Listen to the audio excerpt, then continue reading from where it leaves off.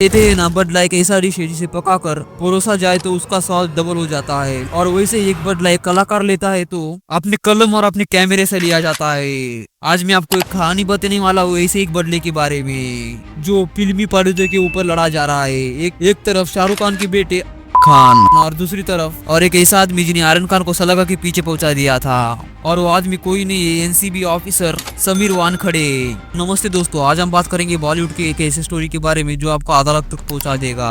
कहानी 2 करोड़ की दावे की है और एक कहानी सिर्फ एक कानूनी लड़ाई नहीं बल्कि एक बेटे की दर्द है, एक बाप की गुस्सा का कारण है और एक कलाकार का ताकत है। तो आर्यन खान ने अपनी कलम से वो कर दिया जो उसे वो अपनी जबान से भी नहीं कर पाता वो काम। तो आर्यन खान ने ऐसा कह लिखा है, उसे देखने के लिए सिंपल इस वीडियो को स्टार्ट करते हैं। तो हुआ है कि आर्यन खान ने भीतर डायरेक्टर के रूप में अपनी पहली वेब सीरीज लॉन्च की है और इस वेब सीरीज का नाम बेयर्स ऑफ बॉलीवुड है। ये वेब सीरीज बॉलीवुड के राज और उसके पीछे की स्ट्रगल दुनिया दिखाएगा। मतलब ये पूरी मूवी बॉलीवुड के ऊपर होने वाली है। और इस पहले एपिसोड में एक ऐसा सीन है जिसने तबाही मचा दिया था। इस सीन से सीधे सीधे समीर वानखड़े को भड़का दिया था। और ये सीन कुछ ऐसा है, कहा जाता है कि एक दुबला पतला ऑफिसर अपनी टीम के साथ एक पार्टी में राइड मारने जाता है। वो ड्रग्स के खिलाफ लंबी चौड़ी डायलॉग्स मारता है और एक शेख को सिगरेट पकड़ते हुए देखकर उसे पकड़ने के लिए जाता है।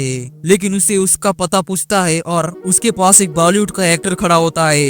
ऑफिसर सिगरेट वाले को छोड़कर उसको पकड़ने के लिए जाता है। ऑफिसर जब उस एक्टर को पकड़ता है वो एक्टर कुछ भी नहीं कहता है। सेम टू सेम उस किरदार का हुलिया और उसका बोलने का अंदाज और ड्रग्स कर लेकर उसका जुनून सीधा सीधा अपने को समीर वानखड़े का याद दिलाता है। यानी 2021 में आर्यन खान को एक फ्रेंच पार्टी में से गिरफ्तार किया गया था। समीर वानखड़े ने रेड चिलीज एंटरटेनमेंट के ऊपर एक नोटिस भी बेचा और इसके साथ आर्यन खान को 2 करोड़ रुपए का फाइन भी ठोक दिया था। वानखड़े का ये आरोप था कि इस वेब सीरीज के जरिए उनके कैरेक्टर को गलत दिखाया गया था और ये डायरेक्टर ने उनके करियर खराब करने के लिए जानबूझकर किया है। और इसके साथ वो एंटी ड्रिंक एजेंसी का मजाक भी उड़ा रहा है। तो दोस्तों, आप एक सोच रहे हो कि एक सिर्फ काल्पनिक किरदार है और कोई इस पर क्यों भड़केगा, लेकिन इसे जानने के लिए हमें 3 साल पीछे यानी अक्टूबर 21 में जाना होगा। 2 अक्टूबर 2021 को बम्बई से गोवा जा रही एक्ट्रेलिया नाम जगह पर एनसीबी ने रेड मारा था।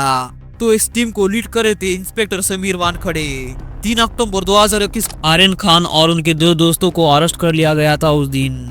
इसके साथ 22 दिन जेल में रहने के बाद अदालत में ये पता चलता है कि आर्यन खान निर्दोष है, जिसने पूरे देश में एकदम तूफान ला दिया था। अदालत में कोई उसका सबूत ही नहीं है। आर्यन खान को 22 दिन बिना कोई ठोस सबूत के जेल में काटना पड़ा और ये दर्द और जख्म हो आज भी नहीं भूल पाए थे। उसके कारण एक वेब सीरीज बनाते और इस वेब सीरीज में ऐसा सीन रखते हैं। उनका जख्मी का एक तलब था जवाब समझो एक वेब सीरीज और ऐसी उसका इस कलाकार बदले से पहले ही साल 2023 में आई ब्लॉकबस्टर फिल्म जवान में एक सीन है, आपको याद ही होगा। इस फिल्म में एक डायलॉग होता है जिसने पूरे थिएटर में आग लगाया था और डायलॉग ये था कि बेटे को हाथ लगाने से पहले बाप से बात करो। बाप से बात कर। और इनडायरेक्ट वानखड़े को बुलाया गया डायलॉग है। सब में इंटरेस्टिंग बात तो ये कि इस फिल्म के राइटर सुमित अरोड़ा ने खुद कहा था कि ये डायलॉग स्क्रिप्ट का हिस्सा नहीं था। इससे शूटिंग के दौरान शाहरुख खान खुद इम्प्रोवाइज किया गया था और इस समय भी खुद लोगों ने इसे सीधा सीधा आर्यन खान से जुड़ा दिया था। और ये माना गया कि शाहरुख खान के उनके हेटर्स के लिए एक बदले का लेटर है। जिसने उनके बेटे को निशाना बनाया था उनके लिए वो वार्निंग लेटर था। और पहले बाप ने धाड़ किया था और बेटे ने अपनी कलम से पलटवार किया, समझो। बात तो सही है। आपके दिमाग में एक सवाल चल रहा होगा, समीर वानखड़े ये केस जीत जाएंगे या नहीं? इसका जवाब है बिल्कुल भी नहीं, क्योंकि आर्यन खान ने अपने दिमाग से बहुत बड़ा गेम रच दिया है। निशाना उनका ही है लेकिन तीर का नाम अलग रख दिया है। तो आर्यन खान ने बहुत होशियारी से उनका किरदार का नाम कुछ भी नहीं रखा है। प्लस इसके साथ सीरीज के शुरुआत में एक डिस्क्लेमर है कि सभी पात्र और घटना एक काल्पनिक है। ऐसे में वानखड़े को एक साबित करना होगा कि वो किरदार उनके खिलाफ है और ये करना बहुत मुश्किल काम है।